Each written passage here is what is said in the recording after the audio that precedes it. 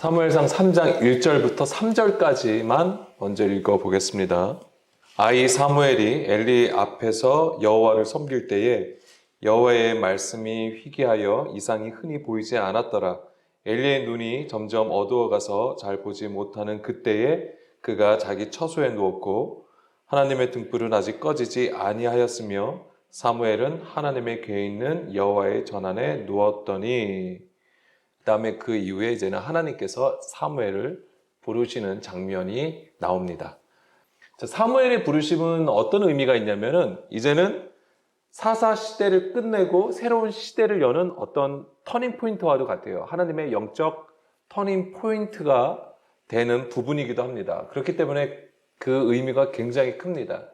그래서 사무엘 이후에 사무엘이 이스라엘의 지도자요 선지자로 세움을 받고 그 이후에 어떤 일이 벌어집니까? 이제는 왕정 제도가 나오는 것이죠. 근데 그 왕정 제도에서도 처음에는 사울 왕이 세워졌고 그 사울 왕이 하나님의 말씀을 듣지 아니하는 것 때문에 패하여짐으로써 다시 이제 다윗 왕이 세워지는 거잖아요. 그러한 과정들을 보여주면서 진정한 왕은 누구인가 이것을 우리에게 말하여 주고 있는 것이 바로 이 사무엘서입니다. 엘리 제사장의 가문의 멸망은 이스라엘의 패역함을 보여주는 것입니다. 그것이 단순히 그 가정의 패역함뿐만 아니라 그것이 이스라엘 전체의 패역함을 보여주는 것이고 또한 하나님께서는 그것을 심판하는 것이 됩니다. 그렇지만은 이 심판은 이스라엘을 버리신다는 것이 아니었습니다. 오히려 하나님의 구속의 은혜를 입혀주시는 것이죠. 그것이 바로 사무엘이 세워지는 것이에요. 이것은 오늘 우리가 하나님을 바라보는 관점으로 매우 중요한 것입니다. 하나님의 어떤 일을 진행함에 있어서 되는 것이며 잘 되면은 그것이 하나님의 은혜고 그렇지 않은 것은 우리가 그 반대로 생각을 하는 것이죠. 예를 들면 사단의 방해가 있다든가 그렇게 이중 구조로 나눠서 생각을 한다고 하는 거예요. 근데 우리가 성경을 자세히 잘 보게 되면은 하나님께서 이루시는 일은 빛도 창조하시고 어둠도 창조하신다고 하는 겁니다. 그런 관점들을 우리가 항상 이제 살펴봐야 되는 것이죠. 이 사무엘서도 이제 그런 것을 우리에게 계속해서 보여주게 됩니다. 1절부터 보겠습니다. 아이 사무엘이 엘리 앞에서 여호와를 섬길 때에는 여호와의 말씀이 희귀하여 이상이 보이지 않았다라고 했습니다. 그러니까 이스라엘에 하나님의 계시가 임하지 않은 것을 얘기하는 거예요. 하나님의 계시가 임하지 아니하였어요. 하나님의 말씀을 듣지 않았다라고 하는 것으로 우리가 좀 더 이해를 해야 됩니다. 그래서 그 당시에 제사장이 엘리만 있었겠어요? 다른 제사장들도 있었을 겁니다. 그럼에도 불구하고 하나님의 계시가 없었다라고 하는 것입니다. 그 얘기는 달리 말하면 하나님의 뜻이 무엇인지를 진정으로 찾고 구하는 자가 없었다고 하는 거예요. 지각을 사용함으로써 하나님의 뜻을 찾는 자가 없었음을 얘기하는 것입니다. 하나님의 말씀들을 많이 나눴을 거예요. 많이 선포하였을 거예요. 그리고 그 계명 하나님의 율법을 많이 얘기했을 거란 말이에요. 그럼에도 불구하고 다 뭐예요? 자기 안에서 나오는 사람의 소리였다라고 하는 것이죠. 그런 상태로 우리가 이해를 해야 됩니다. 실제로 하나님의 계시가 전혀 없었을 수도 있어요. 평상시에 환상을 그동안은 환상이나 하나님의 말씀이 임하였는데 그것조차도 아마 없을 수도 있었겠죠. 그렇지만 그 이유에 대해서 알아야 된다고 하는 거예요. 먼저는 성경에서 이스라엘의 패역함을 고발을 합니다. 그래서 이미 우리가 앞에서 나눴던 것처럼 이 엘리 제사장의 두 아들들은 제사장임에도 불구하고 그들은 그들 멋대로 행하였다고 하는 거예요. 제사 가운데서도 자기의 유익을 취하였다고 하는 것이죠. 성경은 그것을 하나님의 제사를 멸시함이라고 얘기를 합니다. 이것이 우리 안에도 분명히 있을 수 있다라고 하는 것이죠. 우리가 하나님 앞에 예배를 드리고 하나님 앞에 기도를 하고 찬양을 드린다 할지라도 그것이 오히려 하나님의 것을 땅의 것으로 우리가 취급할 수 있다라고 하는 것이죠. 하나님은 이 엘리 제사장 가문을 통해서 그 패역함을 심판하시고 또한 구원의 표징으로 보여주시게 됩니다. 이제 그런 관점에서 계속 볼게요.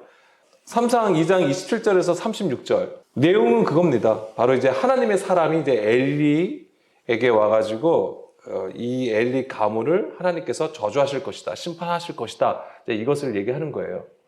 그런데 이제 우리가 볼 것은 이제 30절 좀 보겠습니다. 30절 보게 되면은 2장 30절 보게 되면 그러므로 이스라엘의 하나님 나 여호와가 말하노라 내가 전에 내 집과 내 조상의 집이 내 앞에서 영원히 행하리라 하였으나 이제 나 여호와가 말하노니 결단코 그렇게 하지 아니하리라. 나를 존중히 여기는 자를 내가 존중히 여기고 나를 멸시하는 자를 내가 경멸하리라. 이거를 우리가 잘 들으셔야 돼요. 뭐냐면은 하나님께서는 신실하시고 변하지 아니하시고 그래서 우리가 예수 그리스도를 통하여서 구원을 받았잖아요. 그런데 이것이 우리는 한번 그렇게 내가 그것을 믿으면 그것이 영원하다라고 생각을 하는 거예요. 그래서 그 믿음으로 걸어가는 것에 대한 치열함이 없어요. 물론 우리의 삶 가운데에 많은 어려움과 고난들이 있죠. 그런 가운데서도 우리가 하나님을 찾고 하나님 앞에 매달리고 기도를 합니다. 근데 그것이 해결됐어요. 그러면 어떻죠? 또 우리의 모습은? 어느 순간이면 다시 우리가 세상으로 돌아가 있다라고 하는 거예요.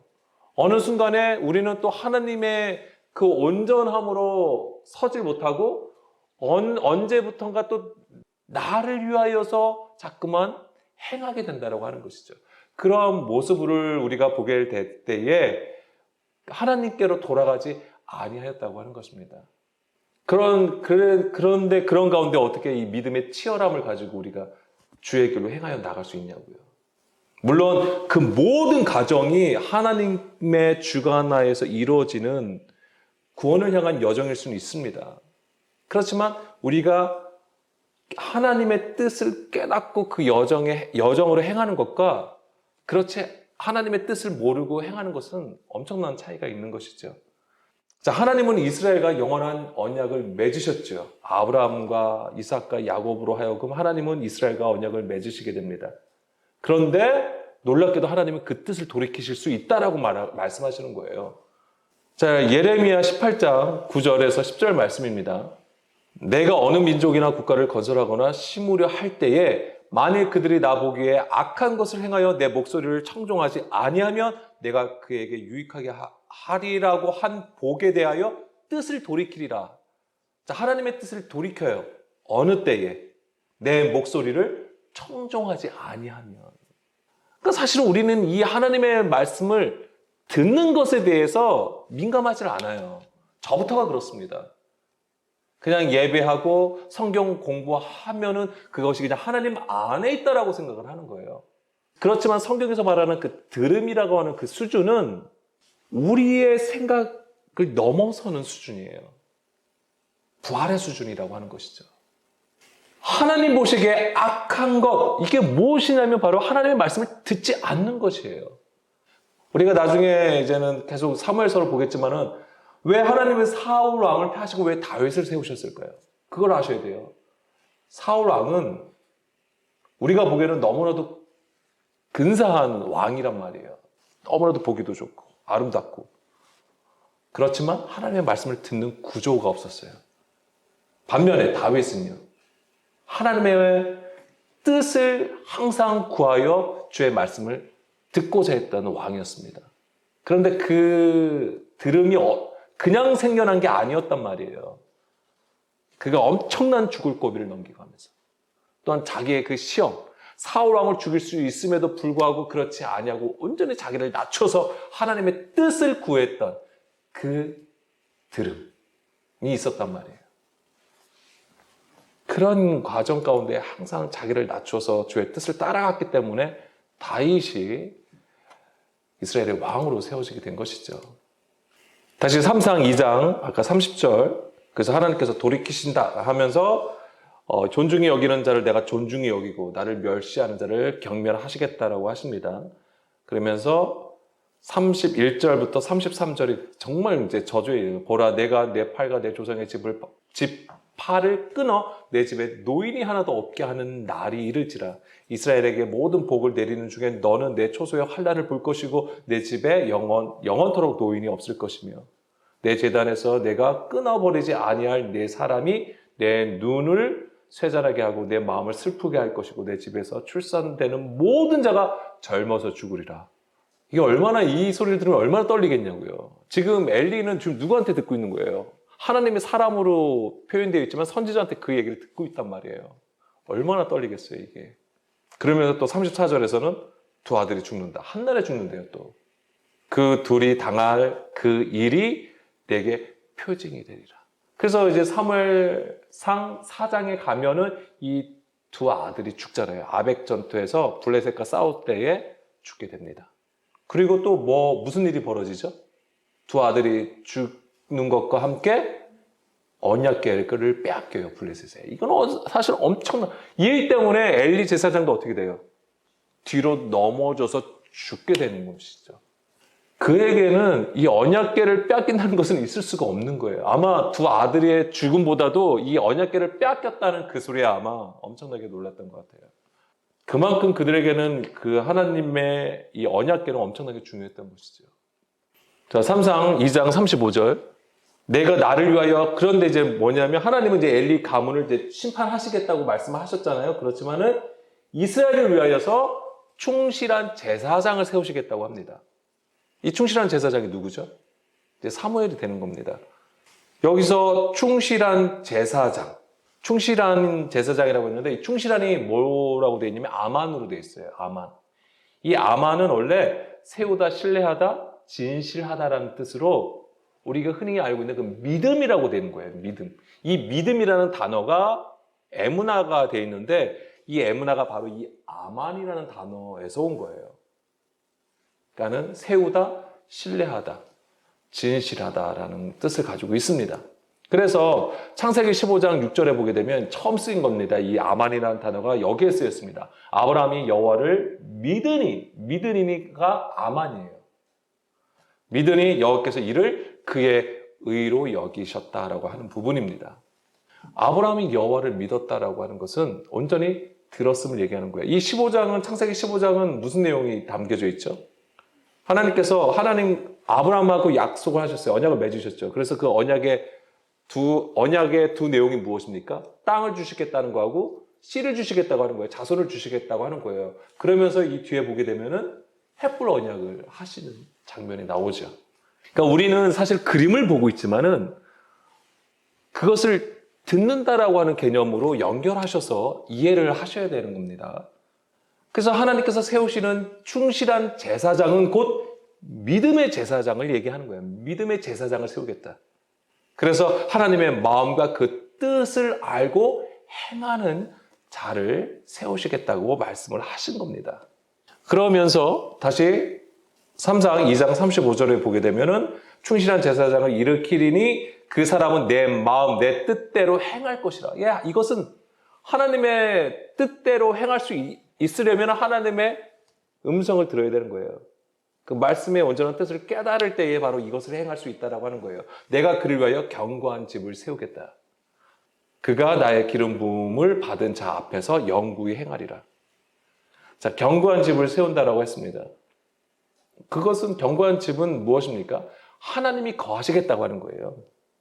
하나님께서 안식할 처소가 되는 집을 얘기하는 것입니다.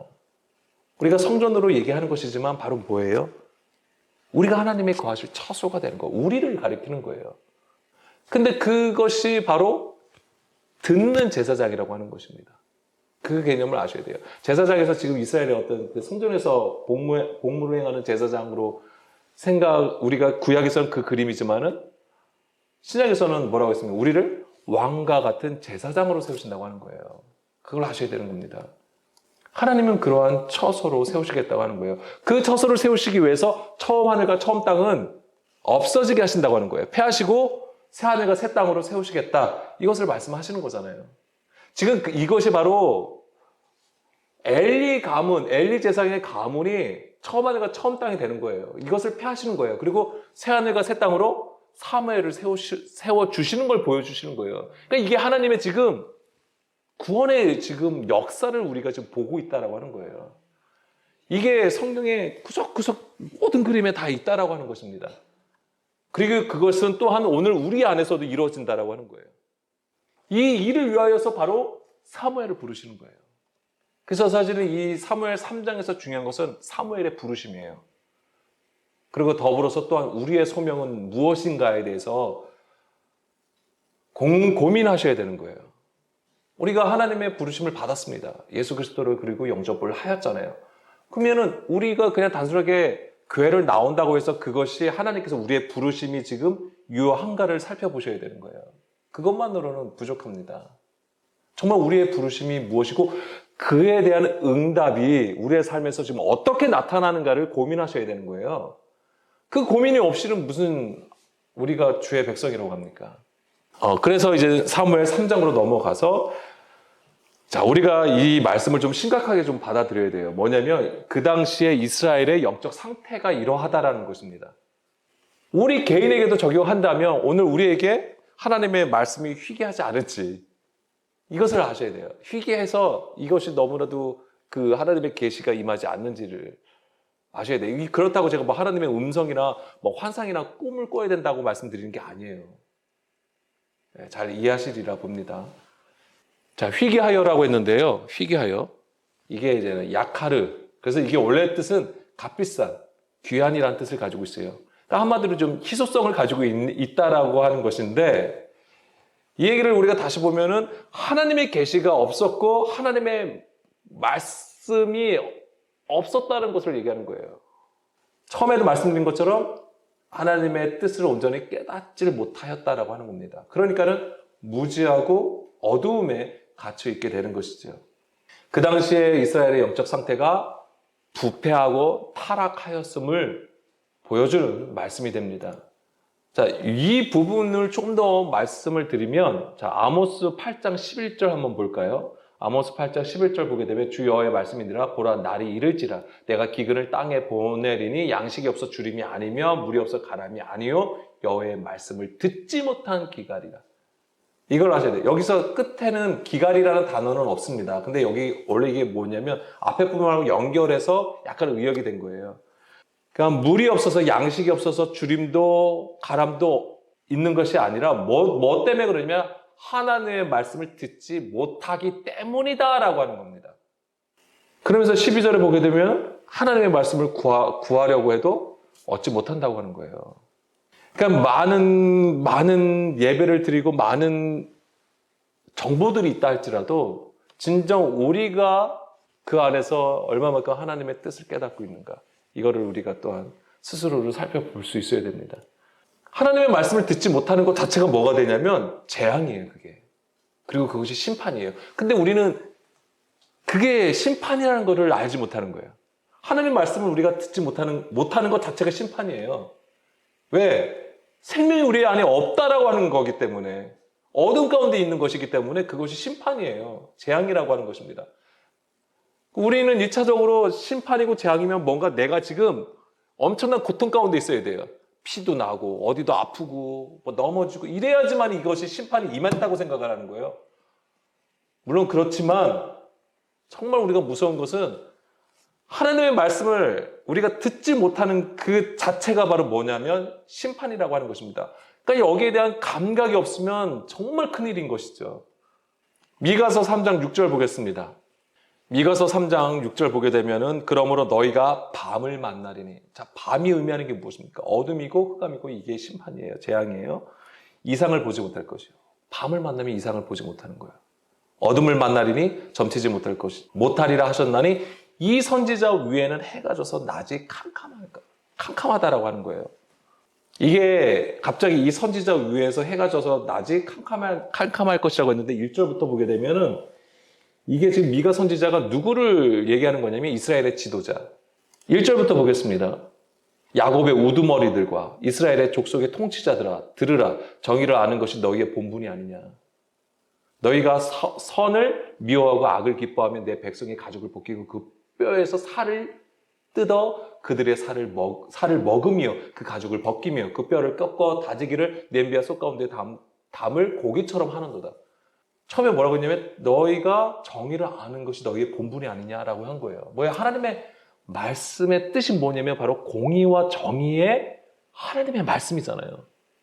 그런데 그 말씀을 가지고 자기의 유익을 지금 취하고 있다라고 하는 거예요. 4절. 그때 그들이 여호와께 부르짖을지라도 응답하지 아니하시고 그들의 행위가 악했던 만큼 그들 앞에 얼굴을 가리신다. 얼굴을 가리다. 이게 또 중요합니다. 그러니까 어둠이 왜 임하냐면은 하나님의 얼굴을 가리셨기 때문에. 그게 하나님의 심판이에요. 하나님께서 얼굴을 가리시는 게. 신명기 31장 17절. 신명기 31장 17절 말씀에 보게 되면은 내가 그들에게 진노하여 그들을 버리며 내 얼굴을 숨겨 그들에게 보이지 않게 할 것인지.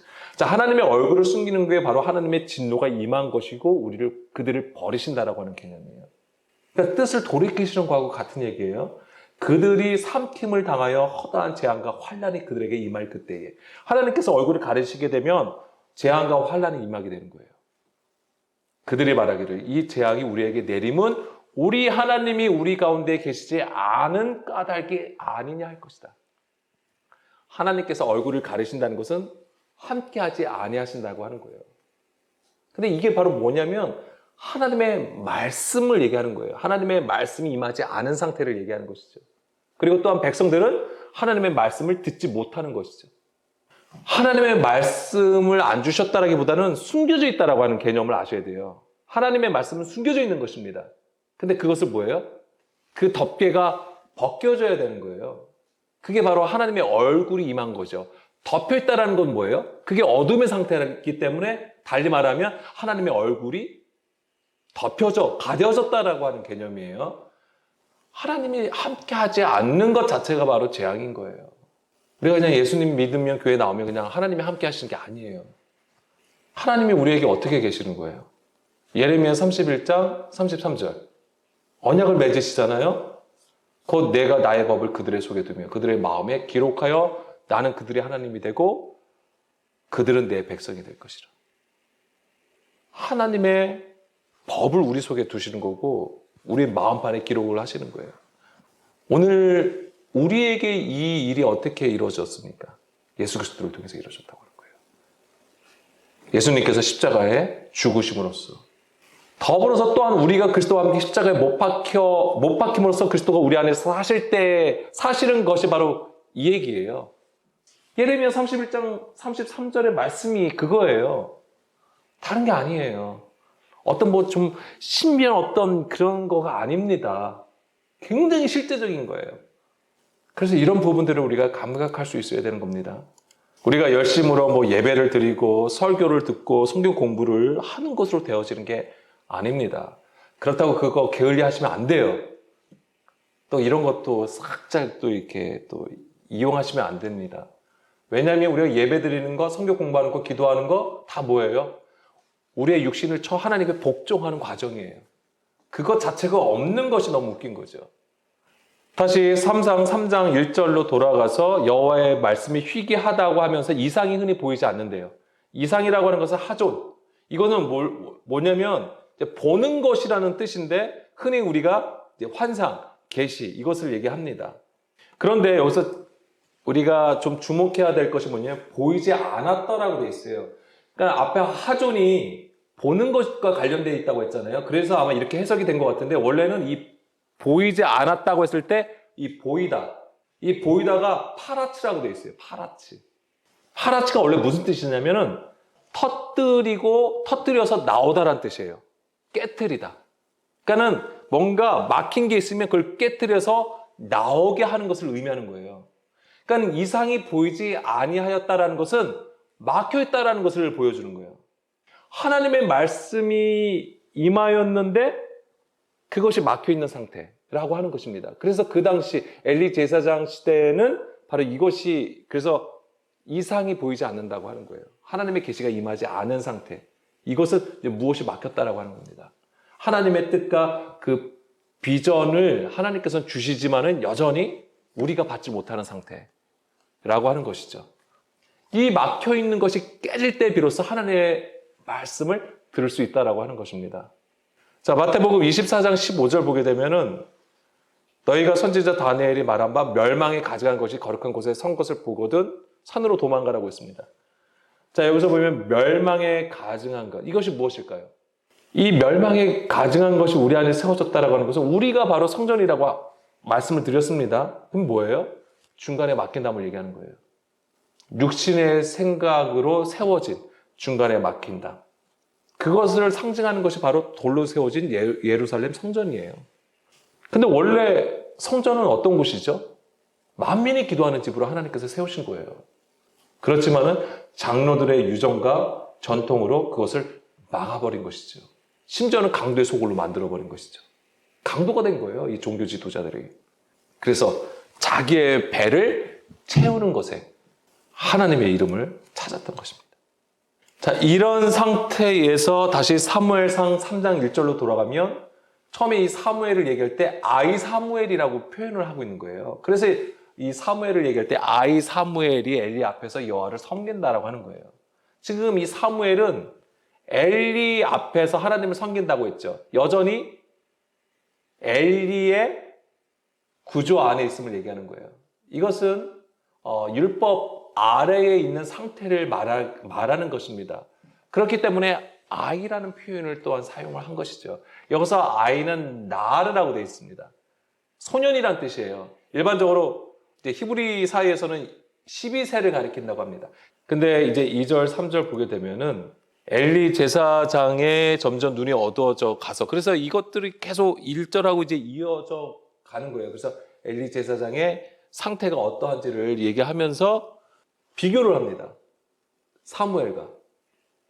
자, 이 엘리 제사장은 어디에 누웠냐면은 점점 눈이 어두워지는 것을 얘기하면서 자기 처소에 누워있다라고 했어요. 그리고 3절에 보게 되면은 여기서 보면 하나님의 등불은 아직 꺼지지 아니하였다고 하면서 사무엘은 어디에 누웠습니까?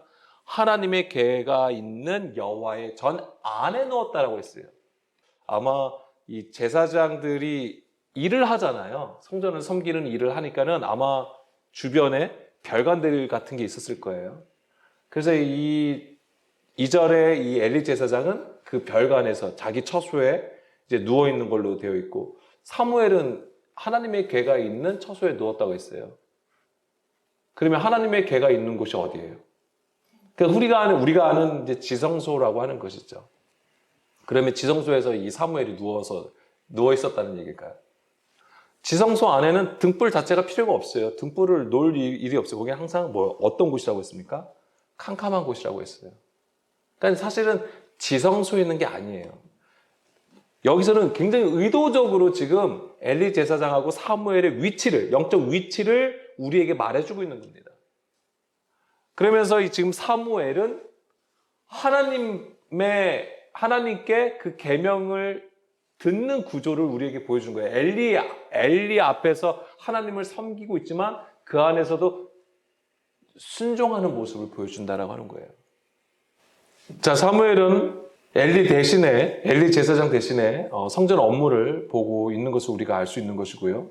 근데 그렇지만 사무엘은 율법 조문 아래에 있는 상태를 보여주게 되는 것이고, 그렇지만은 하나님께서는 어떻게 하시는 거예요? 아까 이상이 보이지 않았다 해가지고 어떤 막혀있는 상태라고 하는 것이잖아요. 하나님께서는 지금 이 말씀으로 어떻게 하는 거예요? 그 막혀있는 것을 깨트리시는 작업을 하시는 거예요. 그게 바로 사무엘을 부르신다라고 하는 거예요. 이걸 아셔야 돼요. 그 구조를 아셔야 돼요. 우리의 부르심이 있잖아요. 그냥 세상에서 살다가 주여 주여 하면서 기도하고 정말 하나님 찾으니까는 우리를 불러주셨다? 물론 타이밍은 그럴 수 있어요. 우리의 타이밍은 그럴 수 있는 것이지만 하나님께서는 그 부르심조차 뭐가 있냐면은 하나님께서 우리와 하나님과의 관계를 단절시켰던 그 단단한 것, 굳은 것, 중간에 막힌 담을 깨뜨리시는 일을 하시는 것이 바로 부르심이라고 하는 거예요. 이게 바로 십자가예요. 그것 자체가 십자가가 되는 거예요. 우리는 그거 생각 못해요. 그게 십자가라고 하는 겁니다. 주의 음성을 듣는 것. 그래서 그 부르심을 정확하게 들어야 되는 것입니다. 그게 아니면 아직까지 우리는 자기를 부인하고 십자가를 지고 예수님을 따름이 아닌 거예요. 엘리 제사장의 영적 구조는 어두운 상태로 계속해서 하나님의 말씀을 듣지 못하는 구조 가운데 있는 것이지만은 하나님께서는 사무엘로 하여금 그 악한 구조를 이제 깨트리시게 됩니다. 자, 7절부터 볼게요. 자, 3장 4절부터 9절까지를 보게 되면 이제 하나님이 이제는 사무엘을 3번 부르시고 한 번 더 이제 부르시는 장면이 나와요. 근데 7절 보겠습니다. 7절 보게 되면은 하나님께서 부르세요. 근데 사무엘을 불러주셨을 때에 사무엘이 어떻게 행동합니까? 예, 엘리 제사장에게 가요. 엘리 제사장에게 가면서 뭐라 하죠? 제가 여기 있습니다. 그렇죠? 내가 여기 있나이다라고 해요. 자, 왜 그것에 대해서 성경은 사무엘이 아직 여호와를 알지 못하고 여호와의 말씀도 아직 그에게 나타나지 아니한 때라고 얘기를 합니다. 이 얘기는 아직 사무엘이 아이라는 상태, 그 경험이 없는 거예요. 여기서 알지 못하다, 알다라고 하는 것은 야다라는 단어가 쓰인 거예요. 야다. 뭐예요? 체험적으로 아는 것을 얘기하는 거예요. 그런데 이것이 없었던 것이죠. 하나님의 인재에 대한 체험을 하지 못한 상태였기 때문에 그는 이제 엘리 제사장에게 간 것이고요. 그러니까 맞아요. 뭐냐면 엘리 제사장 앞에서 하나님을 섬기는 그 구조는 하나님의 음성을 들을 수가 없는 것이죠. 그러니까는 사무엘이라고 할지라도 당연히 엘리 제사장에게 갈 수밖에 없는 거예요. 그렇지만 좀 전에도 말씀드린 것처럼 바로 이것이 바로 하나님의 그 강력, 하나님의 힘, 하나님의 지혜로 그 굳은 것을 깨트리시는 지금 작업을 하시는 거예요. 계속해서. 첫 번째도, 두 번째도 부르시고 세 번째도 부르시는 거예요. 이게 하나님의 열심이에요. 하나님께서 한 번 불러주셔서 못 알아듣는다고 해가지고 돌아서시는 분이 아니라고 하는 거예요. 지금도 우리가 하나님의 부르심에 온전함으로 응답하여서 드리지 않는다면 하나님은 계속해서 오늘도 우리를 부르신다라고 하는 겁니다.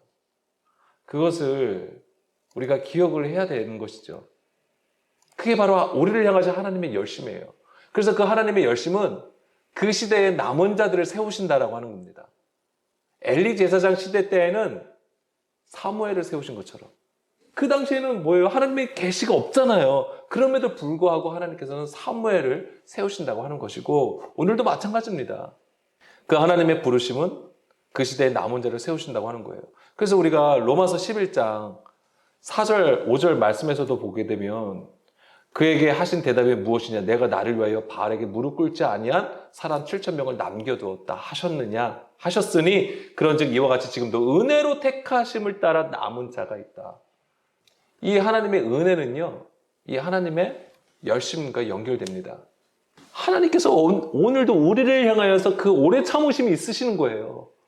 그 인내하심이 있으신 거예요. 다시 3장 9절. 자, 엘리가 사무엘에게 이르되 가서 누웠다가 그가 너를 부르시거든 내가 말하기를 여호와여 말씀하옵소서 주의 종이 듣겠나이다 하라 하니 이에 사무엘이 가서 자기 처소에 누우니라. 여호와께서 임하여 서서 전과 같이 사무엘아 사무엘아 부르시는지라. 사무엘이 이르시되 말씀하옵소서 주의 종이 듣겠나이다. 자, 엘리 처음에 이 사무엘이 하나님의 음성을 들었습니다. 그때는 하나님을 알지 못하여서 엘리 제사장으로 갔을 때는 내가 여기 있나이다 라고 했어요.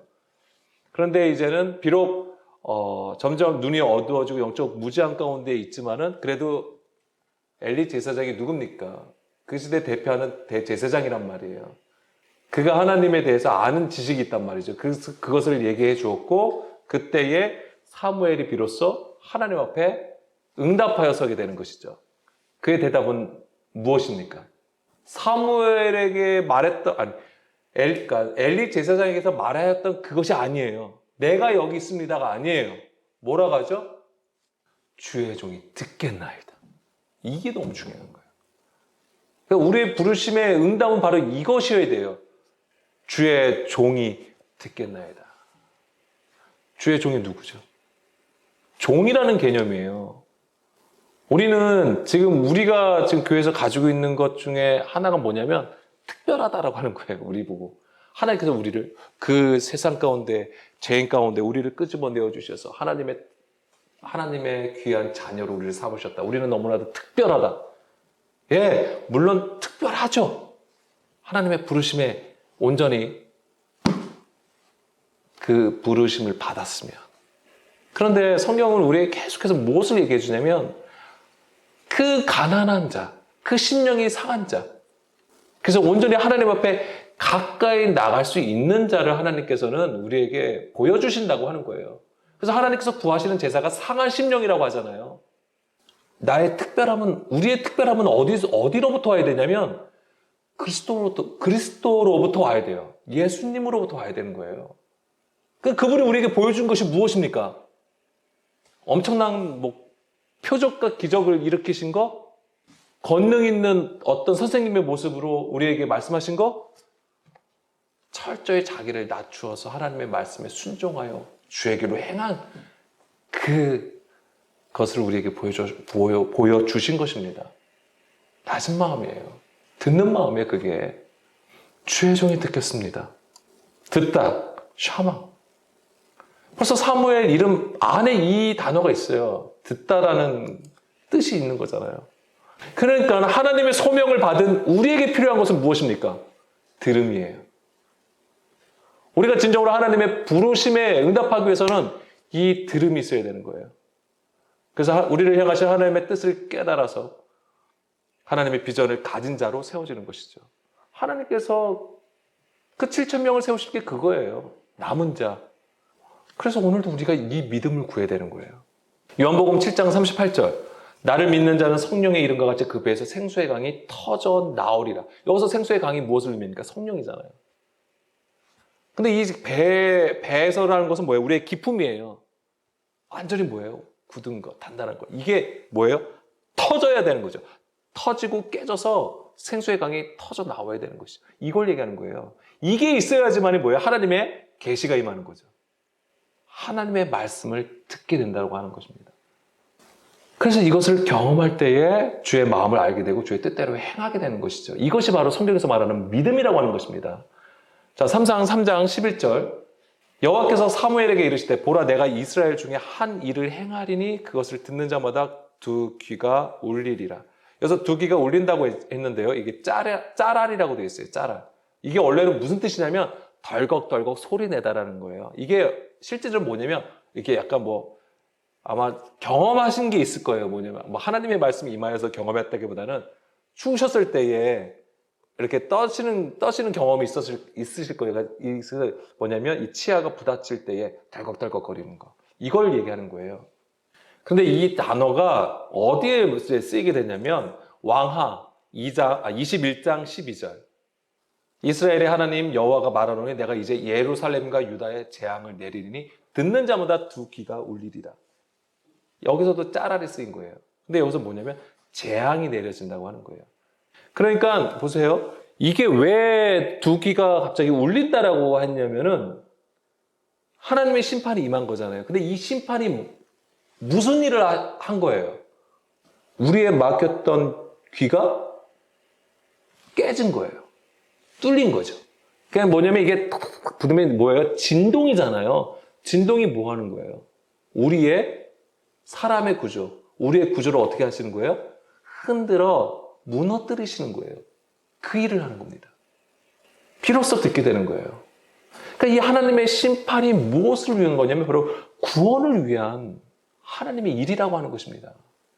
이게 사랑이에요. 그냥 포근하고 안아주는 것만 사랑이 아니에요. 다시 3장 19절, 20절 말씀이에요. 사무엘이 자람에 여호와께서 그와 함께 계셔서 그의 말이 하나도 땅에 떨어지지 않게 하시니 단에서부터 브엘세바까지 온 이스라엘이 사무엘은 여호와의 선지자로 세우심을 입은 줄을 알았더라. 자, 분명히 하나님은 사무엘을 선지자로 세워주셨습니다. 근데 이스라엘이 그것을 알게 되었어요. 근데 19절에 중요한 것이 바로 사무엘이 자람에 여호와께서 그와 함께 계신다. 자, 하나님이 함께 계시는 거 굉장히 중요하죠.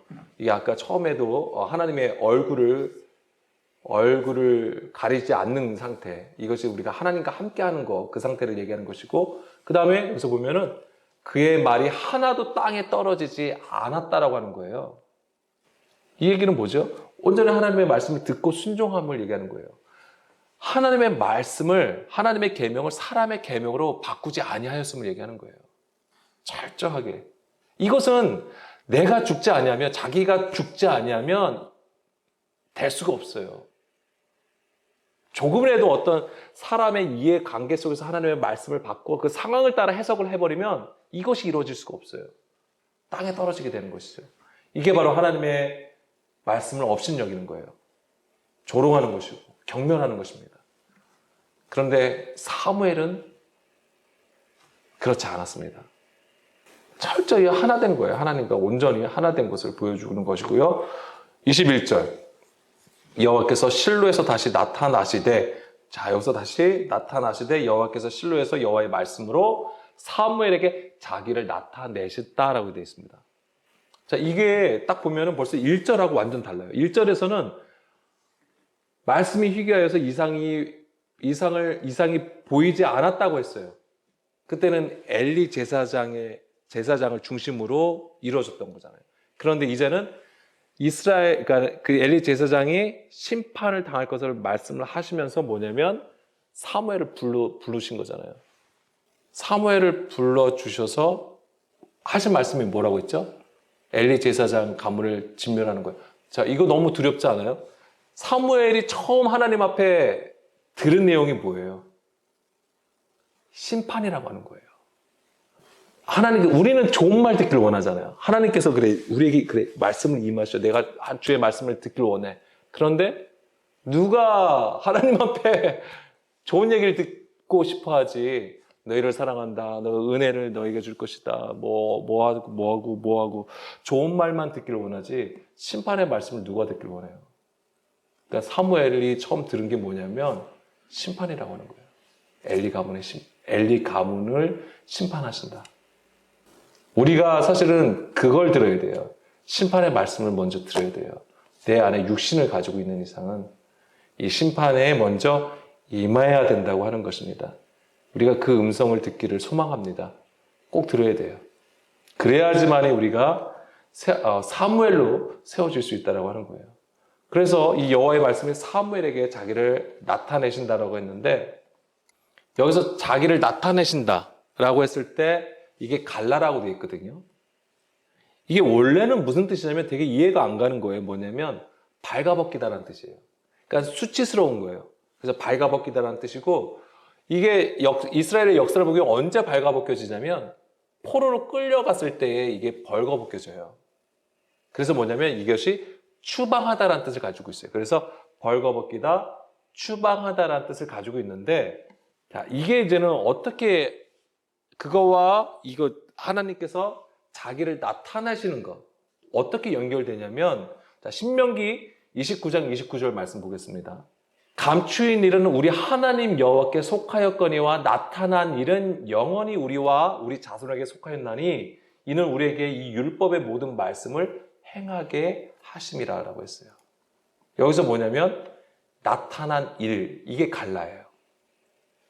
자, 하나님께서 숨겨놓으셨어요. 근데 이것이 나타났어요. 이게 뭐하고 연결되세요? 이게 어떻게 이것이 이루어질 수 있을까요? 이게 십자가를 통해서 이루어지는 일이에요.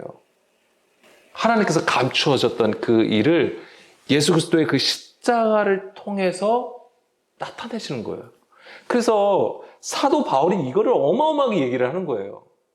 단순하게 우리가 뭔가 좀 알아서 알고 깨닫고 나누는 것으로 되어지는 게 아니에요. 제일 중요한 거는 우리 안에 이 십자가의 본질을 가지고 있어야 된다고 하는 거예요. 그것으로 하여금 그리스도를 우리가 모시고 있을 때에 그 모든 하나님의 그 일들이 내가 아니 그리스도를 통하여서 나타나여지는 것을 말하는 거예요. 이게 바로 주의 백성에게 나타내시는 거죠. 하나님의 말씀이, 그 계시가, 그 감추어졌던 일이 드러나는 것. 이게 바로 이제는 발가 벗긴다라는 그런 의미하고 이제 연결해서 여기서는 쓰여진 겁니다.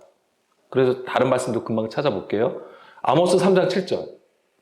아모스 3장 7절에 주 여호와께서는 자기의 비밀을 그 종 선지자들에게 보이지 아니하시고는 결코 행하심이 없다. 그러니까 선지자들에게 보여주신다라고 하는 거예요.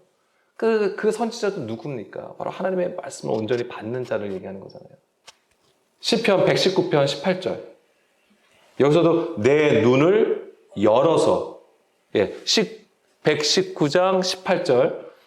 내 눈을 열어서 주의 율법에서 놀라운 것을 보게 하소서. 이 놀라운 것이 무엇일까요? 하나님의 심판과 구원이에요. 하나님의 심판과 구원. 죽음과 부활. 그런데 뭐예요? 내 눈을 열어서. 우리가 뭐 지금 장님인가요?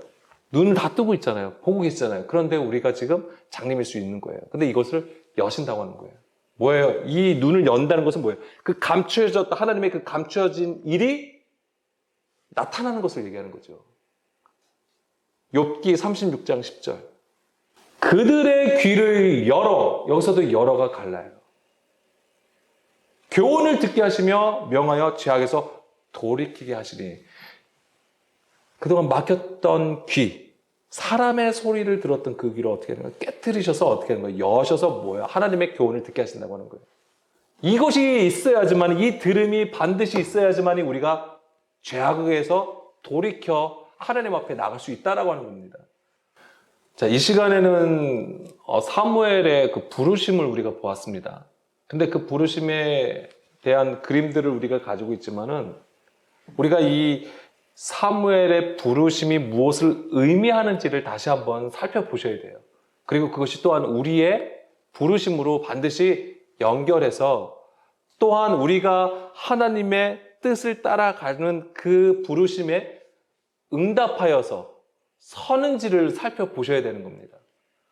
그래서 온전히 그 들음, 그 믿음으로 우리가 주님을 따라갈 때에 우리가 우리를 향하신 그 하나님의 소명에 온전히 응답하여 나가는 것입니다. 뭐 대단한 어떤 일을 하라고 하는 게 아니에요. 오늘도 우리를 향하신 주의 뜻이 무엇인지를 깨닫는 그 믿음이, 그 들음이 우리 안에 있기를 간절히 소망합니다. 우리 함께 기도하실게요.